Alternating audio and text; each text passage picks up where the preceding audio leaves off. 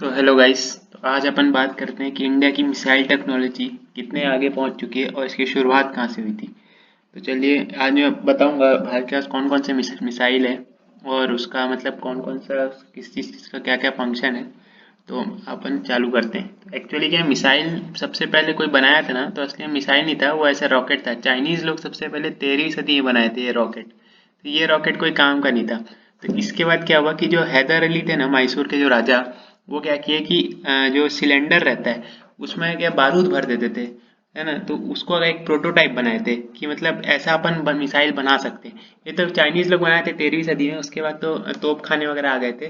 तो उसके बाद हैदर अली जो थे मैसूर के राजा, उन्होंने सबसे पहले एक प्रोटोटाइप बनाया था मिसाइल का, जिसको पूरा किया टीपू सुल्तान ने। इन्होंने क्या किया कि जो सिलेंडर रहता है, लोहे का क्या सिलेंडर बनाया और उसके अंदर पूरा गन गन पाउडर जो होता है बारूद, उसको भर देते थे और उसमें एक बाती लगा देते थे।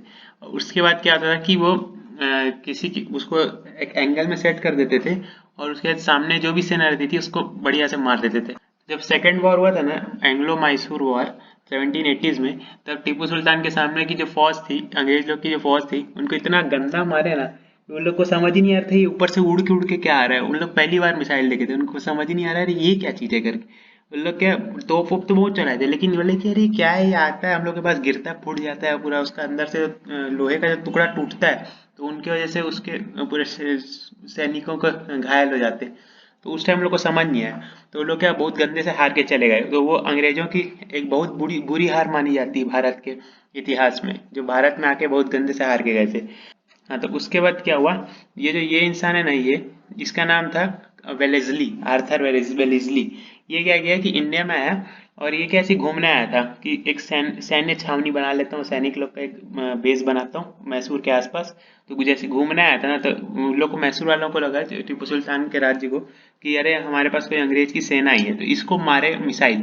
और ये क्या किया कि लड़ा तक नहीं, वहां से तुरंत भाग गया। तो इसको वहां का राजा पकड़ा, बोला ए तेरे को क्या लड़ने के लिए जब भेजे हैं, जब तेरे को सेना दिए थे, तो तू थोड़ा सा भी लड़ने की कोशिश क्यों नहीं किया। तो बोले कि सर कुछ मत करो, मेरे को मतलब इस बार माफ कर दो, अगले बार मैं हमेशा लड़ूंगा, जब भी कुछ होगा ना तो हमेशा लड़ूंगा। तो ये क्या किया, ये समझ गया कि इन लोग के पास कुछ बढ़िया चीज़ है। और इसको समझ ही नहीं आता था कि क्या है वो मिसाइल वगैरह, जो रॉकेट वगैरह जो बांधते थे, इसके इन लोग के सेना के ऊपर आके मारते थे। इसको समझ ही नहीं आया, ये भाग गया वहां से। इसको बहुत वहां के लोग गाली दिए, इधर अंग्रेज लोग, कि तू कोई काम का नहीं है ऐसा वैसा करके। उसके बाद ये क्या किया 1800 में, जब फोर्थ एंग्लो मैसूर वॉर हुआ ना 1799 1800 में, तब क्या किया बहुत बड़ी सेना लेके गया और टीपू सुल्तान को जाके हरा दिया। और उसके बाद फिर उन लोग 600 लॉन्चर, 700 मिसाइल, रॉकेट मतलब, और कम से कम 8000 9000 जो बिना एक्सप्लोसिव के जो रॉकेट्स थे वो रखे थे इन लोग। तो उसके बाद क्या कि ये जो आदमी देख रहे हो, ये जो लड़की नहीं है, ये आदमी है। ये क्या विग लगाया, उस टाइम लगा ऐसे अंग्रेज लोग लगाते थे। ये देख के लड़की लग रहा है, आदमी, इसका नाम विलियम कॉन्ग्रीव था। ये क्या किया कि जो मिसाइल था ना, जो टीपू सुल्तान ने बनाया था, उसको क्या किया, ये वापस री इंजीनियर किया। री इंजीनियरिंग का मतलब होता है कि उसको खोल खाल के वापस समझना कि कैसे बनाए। उसके इसको अपना नाम दे दिया कॉन्ग्रीव रॉकेट करके, और उसी को यूज करके इसको मारे थे ये नेपोलियन बोनापार्टे। तो 1800 में अंग्रेजों लोग जो थे वो लोग मैसूर का रॉकेट वॉकेट उठा के लाए, उसको अपना कॉन्क्रीव रॉकेट बनाए। और ये नेपोलियन बोनापार्टे, जिसे 1815 में वाटरलू की जो लड़ाई हुई थी, उसमें ये यही था उस टाइम का लीडर। ये क्या किया, इससे रॉकेट खरीदा और इसको जाके मार दिया। इसको समझ नहीं आया, ये उसको समझ ही नहीं आया कि ये चीज़ क्या है करके। तो सबसे पहले यहाँ से चोरी करके लेके गए थे अंग्रेज लोग। उसका इंडिया में जब कब्जा हो गया ना उन लोग का, तो पूरा जितना भी रॉकेट वॉकेट के जिन लोग बनाने वाले, जिन जानकार थे, साइंटिस्ट वाइंटिस्ट उस जमाने में, सबको पकड़ के लोग बंद कर दिए। बोले कि अब यहाँ और कोई रिसर्च नहीं होगा। उसके बाद से इंडिया बहुत पीछे हो गया रॉकेट साइंस में और मिसाइल के साइंस में। तो सबसे पहले इंडिया ही बनाया था, एक मान से चल सकते हैं, क्योंकि ये चाइनीज लोग का रॉकेट जैसे फालतू का टाइप है, दिवाली का रॉकेट जैसे कुछ होता नहीं था, आज भी कुछ नहीं होता, लगा चाइनीज का पटाखा वैसे ही नहीं चलता ढंग से। तो तब भी कुछ नहीं होता था, आज भी कुछ नहीं होता। तो इंडिया सबसे पहले मॉडर्न रॉकेट का चालू किया था, शुरुआत किया था। तो उसमें आप देख सकते हैं एक वो ऐसा रहता था। ये जो ये क्या है, जो ये दिख रहा है आपको, इसमें एक बाती लगा हुआ है, और ये क्या है, आयरन मतलब लोहे का एक सिलेंडर है, इसके अंदर पूरा बारूद भर दिया और इसके पीछे एक बैम्बू का लकड़ी लगा दिया। इसके पीछे कभी कभी तलवार भी लगा देते थे, बैम्बू लकड़ी लगाते थे। ये क्या कॉन्ग्रीव रॉकेट है, ये जो जो पकड़ के घूम रहे हैं। तो ये क्या ब्रिटिश लोग, वही विलियम कॉन्ग्रीव, हमारे री इंजीनियरिंग करके वापस उसको तोड़ दाड़ के खोल दाड़ के फिर से बना लिया था, अपना अपना नाम दे दिया। ये क्या है, कैसे प्लेटफॉर्म में चढ़ाते हैं, सीढ़ी लगा रहता है, और ये यहाँ से जला के इसको छोड़ देते हैं। तो ये क्या होता है, दुश्मन की सेना के ऊपर जाके फूट जाता है। तो देखो जब श्रीरंगपट्टनम मैसूर में खुदाई हुआ था ना, तब यहाँ पे ना उसका अनयूज्ड रॉकेट, ये सब रॉकेट है, इसके पीछे बस लकड़ी लगा के इसको उड़ा सकते थे, ये सब मिला था वहाँ पे। जब मैसूर के आसपास खुदाई हुई थी तो तब वहाँ पे ये सब मिला हुआ था। उसके बाद क्या हुआ कि भारत का जो मिसाइल जो टेक्नोलॉजी है ना, वो कई साल पीछे चले गया। और उसके बाद कभी ना मिसाइल भारत बनाया। उसके बाद फिर जब आज़ाद हुआ भारत 1947 में, तब क्या हुआ, तब जो जो पंडित जवाहरलाल नेहरू थे ना, वो 1958 में डीआरडीओ की स्थापना किए इनके सुझाव में। ये तो साइंटिफिक एडवाइजर थे ये जो थे, ये जो हमारे ये थे डॉक्टर डीएस कोठारी, ये जो इधर दिख रहे चश्मा वाले, इन्होंने क्या किया था कि सुझाव दिया था कि हमको डिफेंस में साइंटिफिक इम्प्रूवमेंट लाने के लिए, सेना वेना को अच्छे हथियार देने के लिए, एडवांस्ड हथियार देने के लिए हमको एक डीआरडीओ बनाना चाहिए। तो उस टाइम डीआरडीओ बना था 1958 में, इसका भी हाल फिलहाल में 63rd एनिवर्सरी हुआ है। नेहरू जी ने क्या किया कि 1960 में जब गए सोवियत संघ, तो वहां से एक सौदा कर लिया कि हम लोग आपका सरफेस टू एयर मिसाइल खरीदेंगे। अब ये जो आप नीचे देख रहे हो ना, ये सरफेस टू एयर मिसाइल था। पहले क्या इंडिया स्विट्जरलैंड के साथ मिलके बनाने वाला था, लेकिन फिर वो बोले कि नहीं हम लोग डायरेक्ट बना बनाया खरीदेंगे। तो ये सोवियत संघ से खरीदा। ये पीछे आपको एम्बेसडर गाड़ी वगैरह दिख रहा होगा ये पीछे। तो ये उस टाइम का रॉकेट था कि एक रॉकेट इतना बड़ा था। तब क्या हुआ, 1960 में खरीदा तो 1967 तक तो आया हम लोग के पास। तो तब तक क्या हुआ था कि जो रॉकेट था ना, रॉकेट के पीछे क्या है, मतलब रॉकेट नहीं, इसको नहीं मिसाइल ही बोल सकते हैं। मिसाइल के अंदर क्या होता है कि दो प्रकार का मिसाइल होता है ना, एक बैलिस्टिक मिसाइल होता है, क्रूज मिसाइल होता है। तो बैलिस्टिक मिसाइल के अंदर रॉकेट इंजन लगता है, क्योंकि वो अर्थ के एटमॉस्फेयर से बाहर चले जाता है, वायुमंडल से बाहर चले जाता है पृथ्वी के, और उसके बाद वापस आता है। और जो क्रूज मिसाइल रहता है वो नीचे नीचे उड़ता है और छोटे दूरी के लिए रहता है, कम रेंज के लिए रहता है क्रूज मिसाइल। तो उसमें नॉर्मल जो jet engine, scrum jet, RAM jet जो पता है लोगों को, तो वो इंजन लगता है इसमें क्रूज मिसाइल में।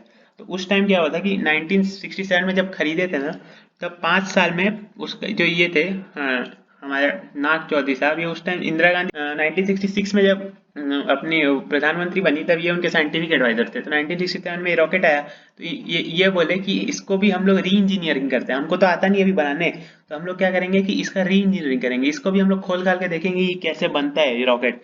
तो इन लोग क्या किए कि जो रशिया से आया था सरफेस टू एयर मिसाइल, उसको खोल खाल के देखे और सीख गए कि कैसे बनाना रहता है। उसके बाद क्या हुआ कि 1972 में गांधी, ये जो इंदिरा गांधी थी, ये बोली कि तुमको आज तुम सीख तो गए हो तुम लोग। अब 1967 में जब रॉकेट मिला तो 1972 तक 5 साल में ये लोग सीख गए कि कैसे कैसे रॉकेट काम करता है। तो बोली कि ये तो शॉर्ट रेंज के लिए सरफेस टू एयर मिसाइल। तो इंदिरा गांधी बोली कि तो एक काम करो, 8,000 किलोमीटर का एक ही बार में बैलिस्टिक मिसाइल बना दो, इंटर कॉन्टिनेंटल, मतलब एशिया से मारो ऑस्ट्रेलिया उड़ा दो, या एशिया से नॉर्थ अफ्रीका वगैरह कहीं भी जा सकता है। तो ऐसा इंटर कॉन्टिनेंटल बैलिस्टिक मिसाइल बनाओ।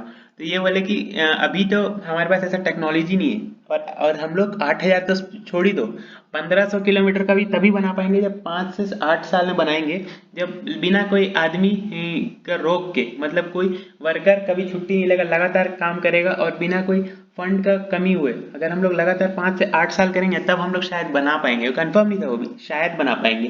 तो इन्होंने क्या किया कि बना, ये लोग ट्राई करते गए इंटर कॉन्टिनेंटल बैलिस्टिक मिसाइल बनाने के ट्राई करते थे।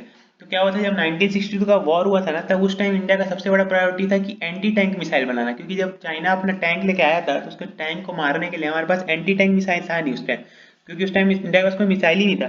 तो सबसे पहले जो हमारा प्रायोरिटी था ना कि एंटी टैंक मिसाइल बनाए, और फ्रांस की मदद से क्या, इंडिया जो भारत डायनेमिक्स लिमिटेड है उसके साथ मिलके, फ्रांस और भारत डायनेमिक्स लिमिटेड उस टाइम मिलके रॉकेट के लिए साउंडिंग रॉकेट्स बनाते थे, कि मतलब रॉकेट इंजन बनाते थे स्पेस में भेजने के लिए। तो भारत को रॉकेट इंजन का तो अपने को पूरा एकदम समझ हो गया था कि रॉकेट इंजन अगर बना लिए तो बैलिस्टिक मिसाइल बन जाएगा। तो उसके बाद क्या हुआ कि बैलिस्टिक मिसाइल बनाने के लिए भारत 1972 में जब अपन बनाना चालू किया बैलिस्टिक मिसाइल, तो 1983 में जाके जो एक नया एक प्रोग्राम बनाया गया कि जिसका नाम था integrated missile development programme, IGMDP, ऐसे करके बनाए थे 1983 में, जिसके चीफ इनको रखे थे, डायरेक्टर जिनके APJ अब्दुल कलाम को उस टाइम रखे थे, जो इसरो में काम करते थे उस टाइम, तो बहुत अच्छा काम किए थे, इसलिए इनको IGMDP का हेड बनाए थे। और जो इसको जो री इंजीनियरिंग करने का जो प्रोजेक्ट था ना, उसको प्रोजेक्ट वैलियंट और प्रोजेक्ट डेविल बोलते हैं।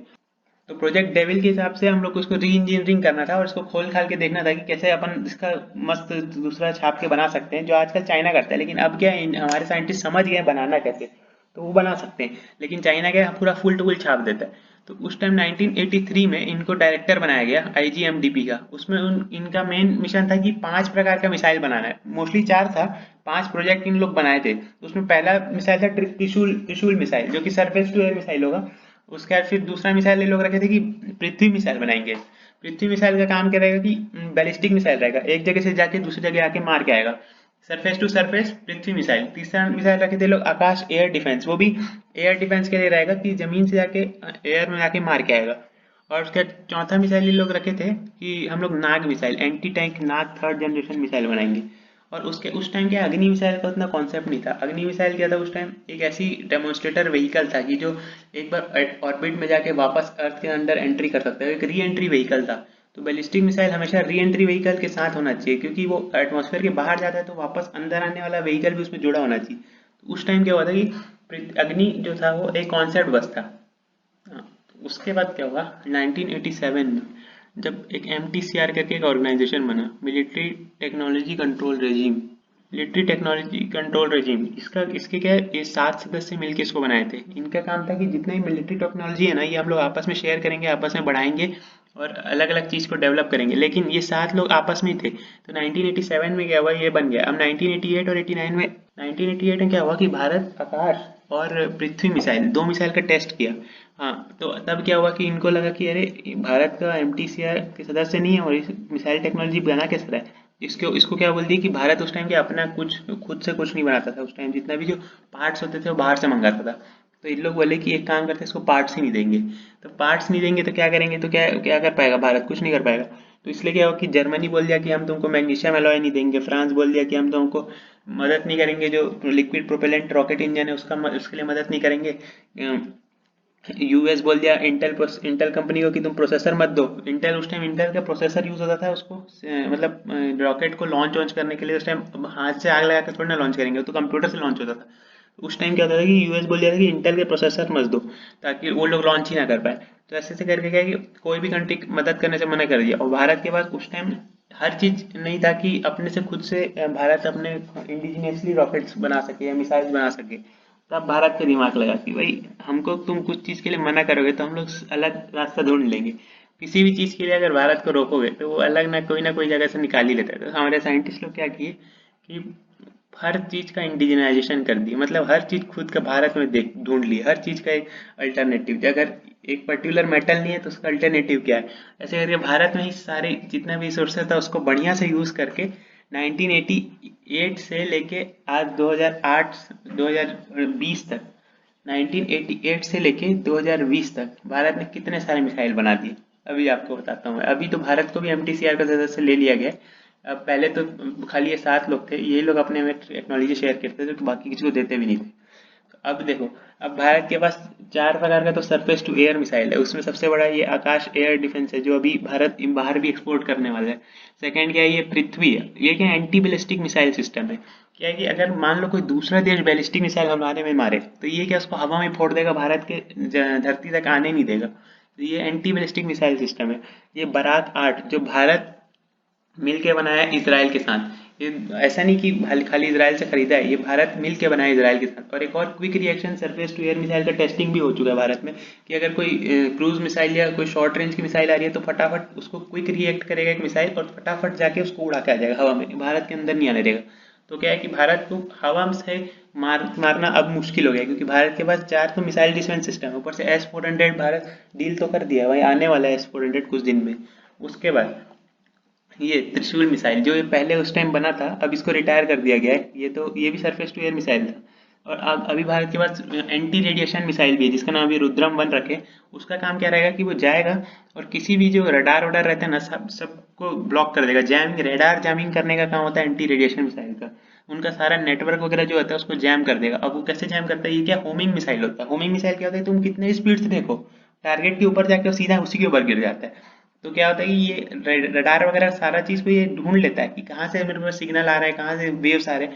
और ये क्या करता है, एंटी रेडिएशन मिसाइल जाके उस रडार के ऊपर गिर जाता है और रडार गिर गया और फट गया तो उसका फिर कोई काम का ही नहीं है। भारत अब ये भी बना चुका है मिशन शक्ति मिसाइल। ये जो बनाया था मिशन शक्ति जो था शक्ति मिसाइल का, इसका काम था कि ये सैटेलाइट फोड़ देगा, इंडिया से जाएगा और जो चाइना का या किसी भी देश का सैटेलाइट घूम रहा है बाहर अर्थ के बाहर, उसको जाके हवा वाला स्पेस में फोड़ सकता है, इसी शक्ति मिसाइल।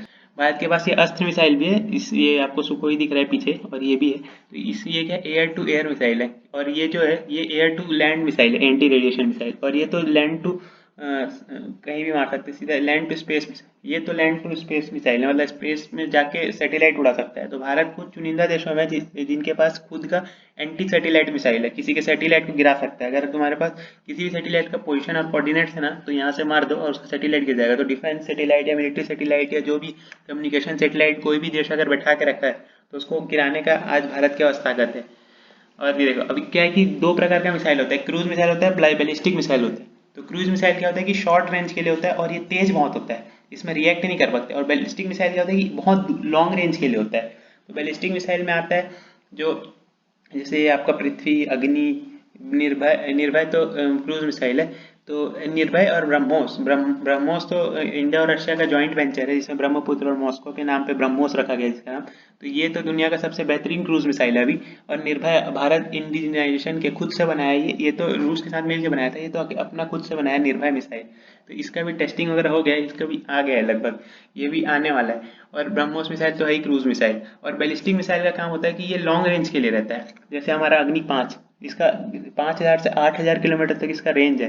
ये मतलब यहाँ से मार सकते हैं सीधा ऑस्ट्रेलिया में या अफ्रीका के नॉर्थ रीजन में, भारत से छोड़ोगे तो वहाँ सीधा चले जाएगा। इसका काम क्या रहेगा, ये इसको मिसाइल को क्या करते हैं कि हवा स्पेस में भेजते हैं, वहाँ से वो अपना डायरेक्शन लेके सीधा टारगेट में जाके गिर जाता है। तो इसका क्या स्पीड से मैटर नहीं होता, ये हवा में जाता है, हवा से स्पेस में जाएगा, वापस स्पेस से अंदर घुसता है, मतलब एटमॉस्फेयर के बाहर से अंदर घुसेगा और जाके मार के आ जाएगा। तो बैलिस्टिक मिसाइल में अपने पास अग्नि है, ये देखो ये पृथ्वी मिसाइल है ये अभी, और ये है प्रहार मिसाइल। ये शॉर्ट रेंज के लिए, ये जो बैलिस्टिक मिसाइल है ये सब शॉर्ट रेंज के लिए। और भारत एक और मिसाइल बनाया के मिसाइल। ये क्या करता है, सबमरीन के अंदर से निकलता है। ये देखो यहाँ पे आपको कोई शिप वगैरह जो दिख रहा है, ये जमीन के अंदर से निकलता है। और ये जो आपको ये खोखा दिख रहा है ना ऊपर का, असली में क्या होता है कि सबमरीन अब सीधी तो खड़ी हो नहीं सकती, तो इसको क्या है टॉर्पिडो के रूप में छोड़ती है। तो टॉर्पिडो के आगे ना ये वो लगा रहता है, ऐसे खोखा टाइप का लगा रहता है, और उसके वजह से उसके बाद ये अपना डायरेक्शन ऊपर की तरफ निकलता है। और ये के मिसाइल, ये भी बैलिस्टिक मिसाइल है, इसको नाम कई लोग शौर्य मिसाइल वगैरह भी बोलते हैं। तो ये क्या होता है कि ये एक बैलिस्टिक मिसाइल है। तो भारत के पास 4 तो खुद का बैलिस्टिक मिसाइल बनाया हुआ, जैसे पृथ्वी, अग्नि, प्रहार और ये के मिसाइल। उसके अलावा क्रूज मिसाइल हमारे पास ब्रह्मोस और निर्भय है। उसके अलावा भारत क्या किया कि ये नाग मिसाइल था ना, इस ये क्या एंटी टैंक मिसाइल था। क्योंकि कोई भी युद्ध में क्या होता है कि टैंक सबसे भारी चीज होता है। अगर लैंड फाइट लैंड वॉर है जिसमें एयरफोर्स का उस टाइम अगर वो नहीं है, रोल नहीं है, तो लैंड वॉर में टैंक बहुत इंपॉर्टेंट होता है। तो टैंक उड़ाने के लिए भारत क्या किया कि नाग मिसाइल बनाया, क्योंकि बम बम मारने से टैंक को फर्क नहीं पड़ता। तो इसलिए क्या है कि नाग मिसाइल बनाया, और उसके बाद उसको हेलीकॉप्टर में भी लगा दिया, तो उसी का नाम हेलीनाग करके हेलीना मिसाइल हो गया अभी ये। और भारत के पास क्या है कि ये पिनाका मिसाइल, ये तो पिनाका मल्टीवेलर रॉकेट लॉन्चर्स है। ये तो खड़ा कर दो और उसके बाद एक के बाद एक के बाद एक के बाद छोड़ते जाता है रॉकेट, और किसी भी आर्मी का ऐसा तैसा कर सकते हैं, ये इतना तगड़ा मिसाइल है। उसके बाद भारत इजराइल के साथ मिलके, असली में क्या डिजाइन और डेवलप भारत खुद किया है, लेकिन इसका प्रोडक्शन इजराइल कर रहा है। और इस मिसाइल का नाम है अमोघ मिसाइल। ये क्या है, आदमी हाथ में लेके मार सकता है, ये भी एंटी टैंक मिसाइल है। तो ये 3 एंटी टैंक मिसाइल है भारत के पास। और उसके बाद पिनाका मल्टीवेलर रॉकेट लॉन्चर है, जो कि पूरी सेना का सेना उड़ा सकते हैं लगातार रॉकेट्स मार मार के। तो भारत के पास इतने सारे मिसाइल हो गए। अब इसके बारे में क्या है कि हर चीज़ का रेंज, स्पीड, और कब वो आया, कब इंट्रोड्यूस हुआ, इसके बारे में क्या है कि मैं आगे ये एक वो दिखा दूंगा आपको डेटाबेस, उसमें आप समझ सकते हो। जैसे अस्त्र मिसाइल क्या था कि इसकी स्पीड 4.5 मैक है, और ये क्या प्री फ्रेगमेंटेड वॉर हेड है इसका। प्री फ्रेगमेंटेड का काम क्या है कि वो फूटता है ना तो छोटे छोटे टुकड़े में टूट जाता है। तो वो क्या करता है, किसी की आंख में घुस सकता है, किसी के नाक में घुस सकता है। और अस्त्र मिसाइल तो actually air to air missile है, तो वो तो पूरा जहाज को तबाह कर सकता है। तो अस्त्र का मार्क 1 तो अभी बन चुका है, मार्क 2 अभी डेवलपमेंट में है, वो भी बन जाएगा जल्दी। और उसके बाद फिर भारत के रैमजेट मिसाइल वगैरह भी बनाने का पूरा प्रैक्टिस कर लिया है, क्योंकि भारत अभी हाइपरसोनिक टेस्ट फैसिलिटी बनाया था हैदराबाद में। उसके DRDO anti radiation missile Rudram जो वो भी टेस्ट हो चुका है। और उसके बाद फिर एंटी शिप मिसाइल, किसी भी शिप को उड़ाने के लिए काम है। तो पृथ्वी मिसाइल जो है वो ब्रह्मोस मिसाइल है। ये सब क्या है कि शिप से भी लॉन्च कर सकते हो और लैंड से भी लॉन्च कर सकते हो, और किसी भी शिप को जाके मार देता है ये। और एंटी टैंक मिसाइल तो मैं बता दिया, अमोघ मिसाइल, नाग मिसाइल, ये सब का ये क्या है, हाई एक्सप्लोसिव मिसाइल है। तो ये क्या है कि जाके पूरा फोड़ देगा, कितना भी मतलब हार्ड टैंक होगा, कितना भी उसका अगर कितना भी मतलब स्ट्रांग होगा तो वो उसको तोड़ देगा आराम से, उसका कोई टेंशन नहीं। इजिली किसी को ही मार सकता है। उसके बाद भारत क्या है, जो बैलिस्टिक मिसाइल है उसमें एक सूर्या मिसाइल बना रहा है जो 16,000 किलोमीटर दूर मार के आ जाएगा। अब उसमें अग्नि 5 तो अभी चल ही रहा है, अग्नि 5 तो अभी सर्विस में है, 5,000 से 8,000 में मार सकता है। उसके बाद अग्नि 6 भी बनाएगा, उसके बाद सूर्या मिसाइल ही बनाना चाहता है जो 16,000 किलोमीटर मार के आ जाएगा। के मिसाइल फैमिली तो बता ही दिया मैं आपको। प्रहार मिसाइल भी बता दिया, शॉर्ट रेंज के लिए, ज़्यादा दूर के लिए नहीं है, शॉर्ट रेंज के लिए। जैसे पृथ्वी मिसाइल ये शुरू शुरू में बना था, उसके बाद अग्नि का वेरिएंट आते गया, अभी सूर्या मिसाइल बना रहे हैं। एक ही बार में जीता, मतलब यहाँ से मारो यूरोप में, इंग्लैंड को मार गिरा के जाएगा, इंग्लैंड पूरा फोड़ देगा। तो इसमें वॉर हेड क्या होता है कि बहुत ज़्यादा होता है, कई टन इसमें एक्सप्लोसिव होते हैं, या फिर अगर इसमें न्यूक्लियर हथियार डालना है तो वो भी डाल सकते हो, उसमें कोई वो भी नहीं, क्योंकि अब मिसाइल बन गया तो कैरी करने का माध्यम बन गया। अब अगर आपके पास झोला है तो आप उसमें सब्जी रखो या कपड़ा रखो या कुछ भी रखो, आपके पास झोला तो है ना ले जाने के लिए, तो वैसे हमारे पास मिसाइल है, मिसाइल के अंदर कुछ भी डाल दो, वो तो ले जा सकता ही है। उसके सरफेस टू एयर मिसाइल में तो अपने बहुत सारे, त्रिशूल तो भी रिटायर हो गया, 1983 में बना था ये। आकाश मिसाइल है अभी, जिसको अभी भारत दूसरे को भी देने वाला है, बराक 8 है, जो भारत इसराइल के साथ मिलके बनाया था, लेकिन मतलब दोनों मिलके बनाए थे। और उसके बाद फिर भारत के anti ballistic missile defence system भी है, बैलिस्टिक मिसाइल कोई भारत को मारेगा तो भारत हवा में उसको फोड़ सकता है।